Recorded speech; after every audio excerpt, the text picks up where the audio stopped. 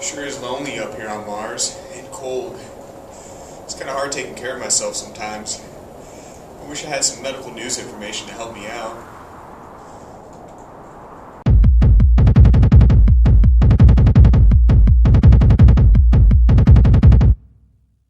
Alright, kicking off Friday, July 23rd's headlines is a report from KaiserHealthNews.org. They're saying that the Obama administration has issued regulations addressing a top consumer gripe with health insurers. The rejected claim, rejection notices are often unclear, as are the procedures for challenging them. The new regulations are designed to simplify the process and expand consumers' rights, as required by the recently enacted healthcare law. Current appeals rules differ by insurer. The regulations will standardize the process, allowing consumers to first take their complaints to the insurer and then to an independent review panel. So in effect, the new health law gives consumers new rights to appeal insurer decisions. Alright, heading over to YahooNews.com, they are reporting via the Associated Press that a fungus usually found in the tropics has taken root in the Pacific Northwest and has been blamed in the deaths of 15 people over the last 6 years.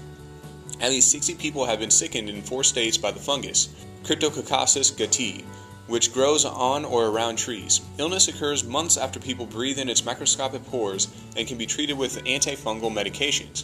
While still considered rare in North America, health officials say they want doctors to know to look for it and patients to be aware of it. The overall risk to the public is very low, and there's no need for people to avoid going outdoors and exercising.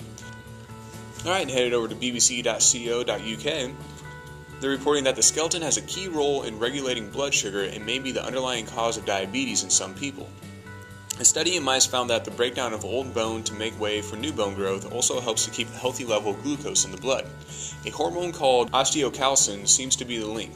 It switches on the production of insulin in the pancreas, which in turn improves the ability of other cells to take in glucose from the blood. The results of this latest study suggest that for some people, diabetes may be triggered by changes in the skeleton. Alright, BusinessWeek.com is reporting on an interesting story about the Wisconsin Supreme Court and the State Medical Malpractice Fund.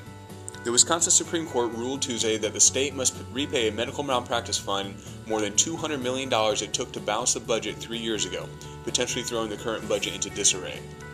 In its 5-2 decision, the court agreed with the Wisconsin Medical Society that taking the money from the fund used to help pay malpractice claims was unconstitutional. It sent the case back to a lower court with directions that it order the state to pay back the money with interest and lost earnings.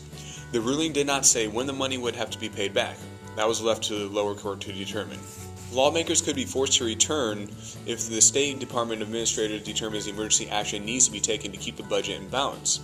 The state budget is projected to finish the current fiscal year on June 30th with a balance of $45 million, not enough to absorb the $200 million hit. Alright, KVAL.com is reporting that the voters have asked to expand Oregon's medical marijuana law. Oregon voters will decide in November if the state should have dispensaries to sell medical marijuana. Supporters of the idea gather enough signatures to put the issue on the November ballot. It will be up to the voters to decide if Oregon's Medical Marijuana Act should be expanded. Oregonians right now are required to grow their own marijuana or have to find someone to do it for them. They are also limited to 6 mature plants and 24 ounces of marijuana.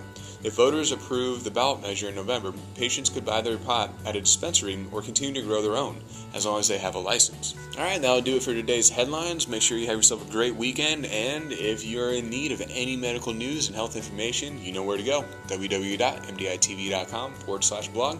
And as always, you can find us on Twitter @MDITV.